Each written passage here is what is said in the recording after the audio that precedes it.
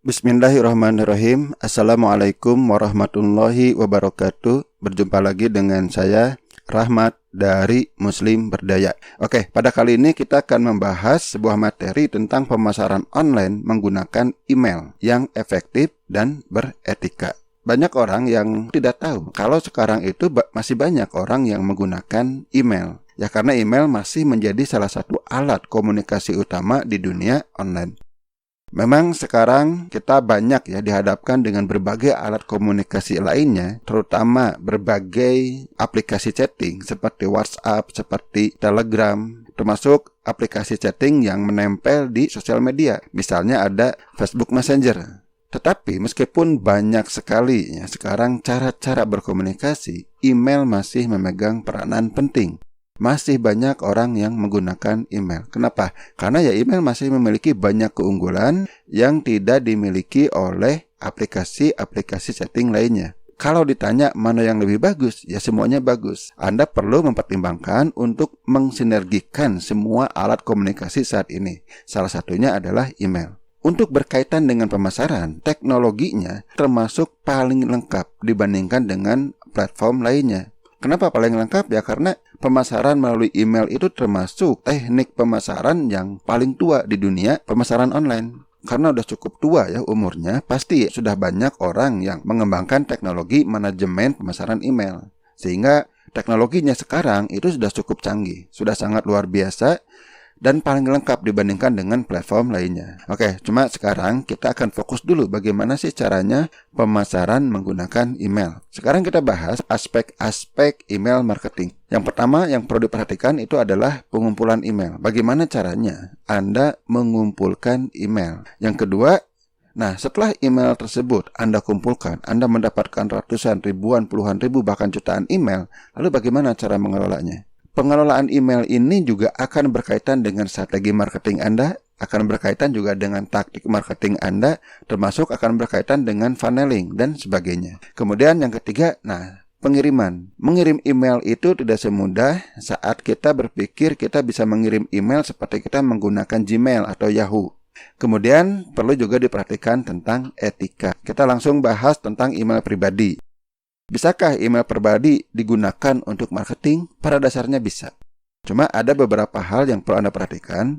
Yang pertama, email pribadi itu tujuannya untuk pribadi. Saat Anda membuka Gmail untuk komunikasi pribadi, kita tidak bisa mengirim email secara massal menggunakan Gmail. Ada batasan saat kita akan mengirimkan email. Artinya tidak bisa mengirim email yang banyak. Oke, kemudian etika. Sama halnya saat kita akan menawarkan sesuatu kepada orang, kita perlu memperhatikan etika. Kita harus permisi.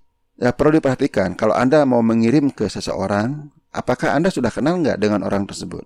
Kalau sudah kenal itu tidak masalah. Misalnya teman Anda, saudara Anda, kenalan Anda, atau orang yang sebelumnya sudah ada transaksi bisnis dengan Anda, itu tidak masalah kalau memang sudah kenal. Tapi bagi yang belum kenal Anda perlu berhati-hati. Jangan sampai Anda dianggap tidak sopan. Cara berkomunikasi dengan orang yang sudah dikenal dengan yang belum dikenal, apalagi berkaitan dengan bisnis, itu pasti berbeda.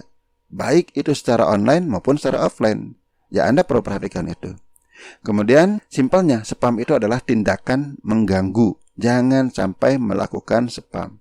Contoh di email, spam itu tadi Anda mengirim email kepada orang yang tidak Anda kenal dan Anda tanpa permisi dan terus menerus. Itulah yang disebut dengan spam. Spam itu akan merusak bisnis Anda. Kredibilitas, kepercayaan orang akan hilang terhadap bisnis Anda. Apalagi menggunakan brand.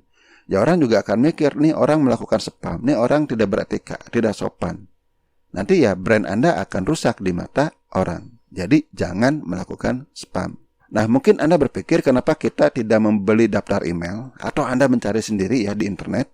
Kemudian Anda kirim. Cara ini jelas kurang beretika. Ini termasuk spam juga. Kenapa? Karena orang-orang yang ada di daftar email yang Anda beli atau Anda cari di internet, mereka tidak mengenal Anda juga tidak mengenal mereka, dan tanpa permisi. Pertanyaannya, lalu bagaimana cara mengumpulkan email? Yang pertama, pastikan mereka itu sukarela. Anda juga harus punya yang disebut dengan database. atau list atau daftar ya. List itu bahasa kitanya daftar email. Secara manual Anda bisa mengumpulkannya dalam bentuk misalnya Anda simpan di Microsoft Excel atau di Microsoft Access atau Anda juga bisa simpan di file text. Memangnya ada cara otomatis? Ada. Nanti kita akan bahas. Kemudian ada formulir. Ya, jadi ada formulir pendaftaran. Kalau Anda pernah melihat sebuah website ada formulir pendaftaran, ya itu adalah permintaan dengan sukarela Anda mendaftarkan email Anda. Kemudian Anda berikan alasan daftarnya. Salah satu alasannya misalnya menawarkan e-book gratis misalnya, video gratis misalnya ya, contohnya ada, nanti kita lihat. Oke, kemudian pengelolaan. Anggaplah Anda sudah mengumpulkan email, mungkin mulai dari ratusan, ribuan, puluhan ribu, sampai jutaan email. Lalu bagaimana cara mengelolanya? Nah, pertama Anda juga mengelompokkan. Anda bisa mengelompokkan misalnya, Anda bisa mengelompokkan antara orang yang berminat di bidang A dengan orang yang berminat di bidang B. Atau Anda juga bisa kelompokkan orang yang baru daftar pertama kali, orang yang pernah membeli produk Anda, atau pelanggan Anda. Anda bisa kelompokkan. Ada pengelolaannya. Sekali lagi, Anda bisa menggunakannya secara manual atau secara otomatis. Termasuk ya, pengelolaan itu adalah segmentasi. Artinya mengelompokkan berdasarkan segmen pasar Anda. Salah satu pengelolaan berikutnya adalah Anda bisa mengirim ke semua yang ada di list Anda secara sekaligus. Jadi tidak perorangan, tidak satu persatu. Kebayangkan Anda punya 1000 email saja, Anda ngirim satu persatu, ya ribet. Maka ada yang disebut dengan broadcast. Anda juga bisa mengelola ya funneling. Funneling juga sama ya, itu pengelompokan berdasarkan tahapan dari customer journey-nya. Ya, dia orang yang baru daftar, kemudian orang yang lebih berminat, kemudian sangat berminat, dan pembeli. Itu tahapan ya funneling. Anda juga bisa memfollow up. Nah, follow up ini jika Anda menggunakan manajemen atau software pengelola email, Anda bisa jalankan secara otomatis. Anda bisa setting bahwa email ini dikirim pada saat orang itu daftar. Kemudian email yang kedua akan dikirim setelah 2 hari orang tersebut daftar. Email ketiga akan dikirim 5 hari setelah orang itu daftar. Ini bisa disetting secara otomatis kalau Anda menggunakan software pengelolaan email, bukan secara manual. Secara manual bisa, ya bisa, kebayang ribetnya. Kalau email Anda masih sedikit ya nggak masalah. Kalau email Anda masih puluhan ya bisa saja. Tapi kalau sudah ratusan, ribuan, bahkan puluhan ribu, seperti saya, ya udah ribet lagi. Tidak bisa dilakukan seperti ini. Anda juga perlu memperhatikan otomatisasi ya. Kenapa? Karena kalau tidak diotomatisasi, ya kita akan capek, akan ribet. Segmentasi, kemudian funneling, follow up, ini bisa dilakukan secara otomatis jika Anda menggunakan software pengelola email. Oke, selanjutnya adalah pengiriman. Nah, tadi sudah disinggung bahwa email pribadi itu tidak bisa mengirim banyak ya. Ini berkaitan dengan yang namanya SMTP. Kalau Anda mengirim email misalnya menggunakan Gmail, ya itu SMTP-nya terbatas. Kalau Anda mengirim terlalu banyak, ya mungkin akan ada warning dari Gmail. Kemudian kalau Anda juga mengirim email melalui hosting Anda, itu pun sama, ada batasannya. Apalagi Anda menggunakan share hosting. Lalu bagaimana caranya supaya kita bisa mengirim email yang banyak? Ya, kita memerlukan yang disebut dengan SMTP. Apa tuh SMTP? Ya, kepanjangannya adalah Simple Mail Transfer Protocol. Artinya ini protokol atau metode untuk pengiriman email. Sebenarnya Gmail punya SMTP, tapi dibatasin.